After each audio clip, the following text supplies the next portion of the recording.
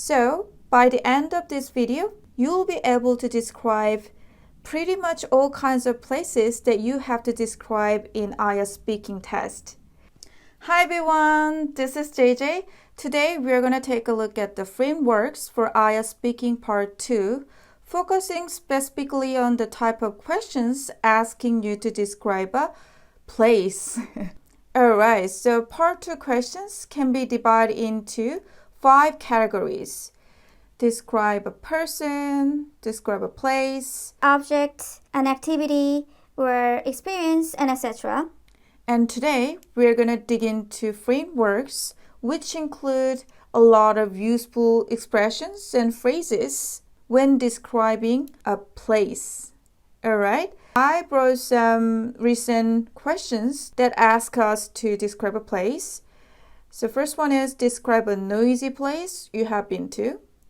Describe a new development in the area where you live. And describe a place you have been to where there were lots of people. So these are the type of questions that are asking us to describe a place. But not only in part 2, but also in part 1 and 3, you might be asked to describe some kind of places. Okay, so these two are from part 1. Where do you like to go in that area? That area means in your area. And where do you often meet your friends? There are a lot of questions asking you to explain some kind of places. So that's why I made templates for these type of questions. And I tried to structure the template sentences like this. Well, if it's an indoor place, we can always describe it, how big or how small it is. Or we can describe the detail, the interior, how crowded it is, and staff working there. And for outdoor places, I included descriptions of parks. Plus, you can describe the location of any places, right? So I divide into downtown, back streets of downtown, and suburbs. Last one is distance, how far away it is. So, by the end of this video, you'll be able to describe pretty much all kinds of places that you have to describe in IELTS speaking test. Alright, so let's do this. Alright, so indoor places. Well, you can always describe its size. So if the place is small, you can say this one. The cafe is not that big, but it is super cute. I love the cozy and comfy vibe of the place. Okay, so here I used this word, cozy. It means it's very small but has warm and kind of comfortable feelings. Okay, so cozy and comfy vibe of the place. Say this. Good. And if the place is big, you can say this one. Well, the cafe is really spacious. It has high ceilings and lots of room for visitors. Okay, so spacious means big, has enough room, spacious. And high ceilings and lots of room for visitors. You got this, right? All right, and the next one, interior. We can always describe its interior in detail. So, number 3, it has floor-to-ceiling windows that let in abundant natural light, giving a bright ambience. Well, this is a good one. It has lots of good vocabularies. So, first one, floor-to-ceiling windows. So, literally, it's floor-to-ceiling, It's huge windows. So, say this, floor-to-ceiling windows. Okay, so it let in abundant natural light. Abundant means more than enough, So a lot of natural light and giving a bright ambience. Ambience means atmosphere or vibe. This one is actually a very commonly used word. So remember with atmosphere, vibe. Okay, so atmosphere, vibe, ambience. Alright, and the next. The building itself is quite old, but they gave the inside a full makeover recently. Now the inside is very modern and vivid. Okay, so building is old, but gave the inside a full makeover means they renovated it. Well, it's very natural and, casual way to say it has been renovated. So, say it. Gave the inside a full makeover. Gave the inside a full makeover recently. Very good. And vivid means, bright or bright colored. All right. And the next one, crowdedness.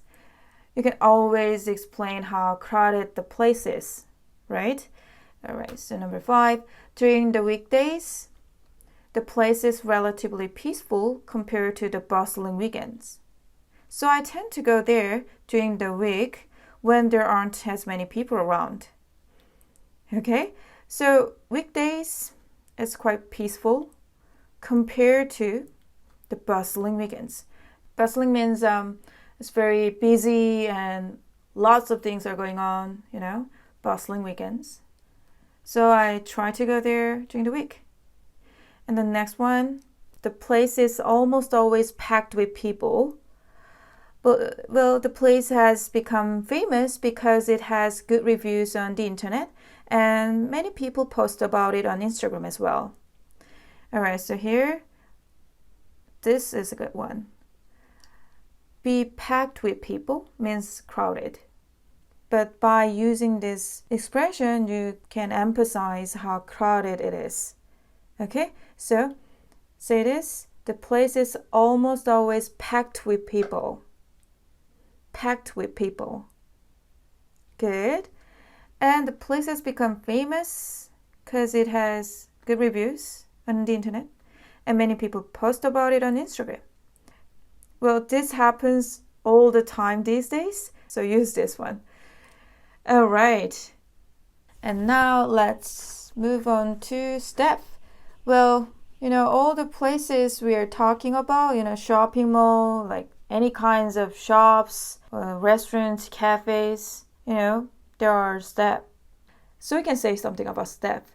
Okay, so number 7, all the staff working there are very friendly and kind. It's actually one of the reasons that this place has become my go-to place. All right. So here is a good vocabulary. Go-to place means you're regular there. So you go there very often. It's one of your favorite places. Okay, so go to cafe, go to restaurant. All right, and the next one, I'm pretty sure the manager or the owner puts extra effort into keeping it spotless. It's always super clean. All right, so here I said the manager or the owner puts extra effort into. Means they try their best. They try so hard doing something. Okay? So they try so hard to keeping it spotless. Spotless means super clean. It's another way to describe something as super clean. All right? So spotless. Spotless. Good. Now let's move on to location. When describing a place, we can always explain where it is located. So, downtown first. Well, the shopping mall is located in the heart of downtown, so there are lots of landmarks around. Okay, so located in. There's linking sound, located in. And in the heart of downtown. Well, the heart of means it's right in the middle of downtown. Right in the middle. In the heart of downtown. Okay?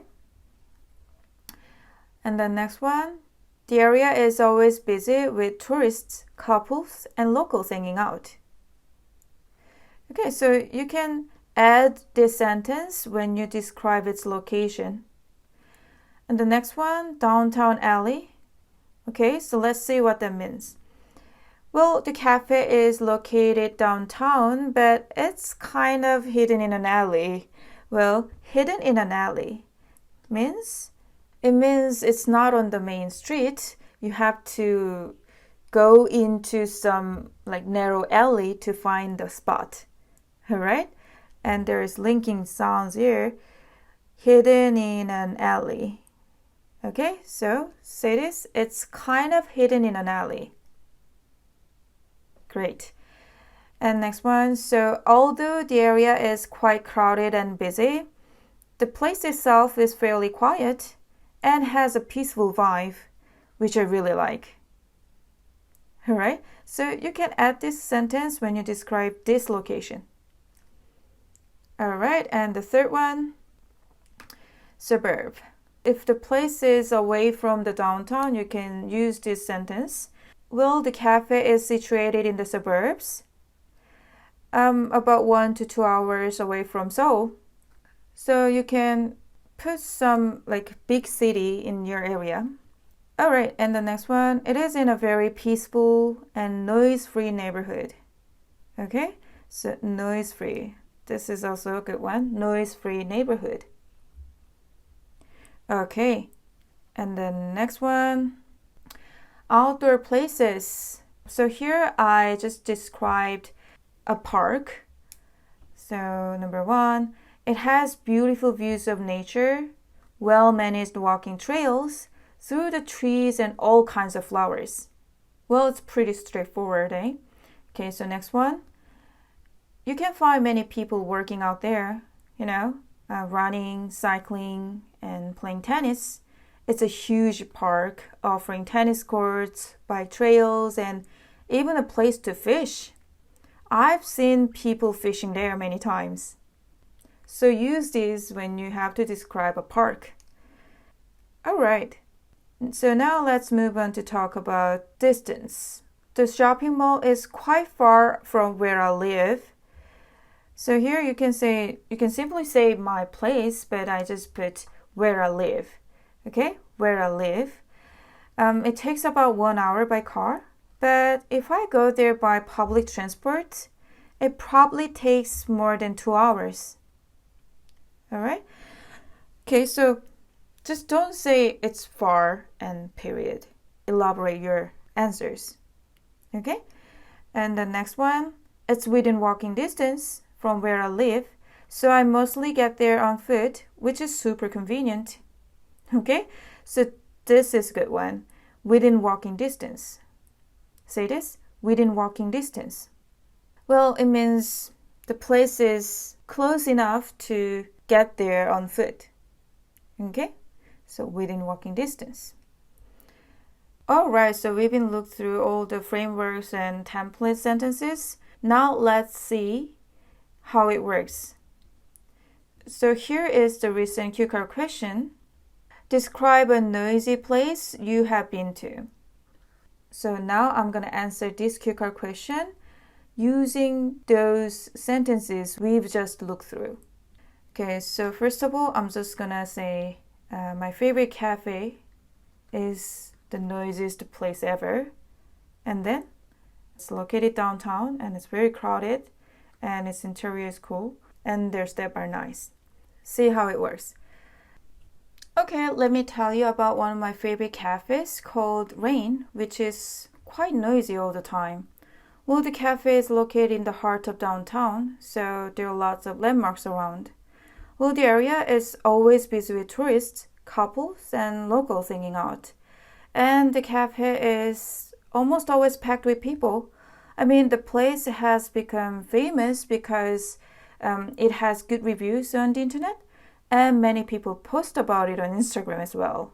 Well, I think that's the main reason why this place is so crowded and noisy almost all the time. Well, and the place looks so cool. I mean, it has floor-to-ceiling windows that let in abundant natural light, giving a bright ambience. Also, the building itself is quite old, but they gave the inside a full makeover recently. So now the inside is very modern and vivid. Oh, and all the staff working there are very friendly and kind. I mean, it's actually one of the reasons that this place has become my go-to cafe. And I'm pretty sure the manager or the owner puts extra effort into keeping it spotless. Well, I mean, it's always super clean. So even though the cafe is always noisy and crowded, it is still my favorite place to go. See? So that works. I only added this one sentence to answer this cue card question. So this is how it works. Alright, so how was it? Now it's time for you to get practicing. Well, I promise I will upload more sample answers using the templates. So if you like this video and want to see more sample answers, please subscribe and share it. Okay? So thank you so much for watching and I will see you next time. Bye guys!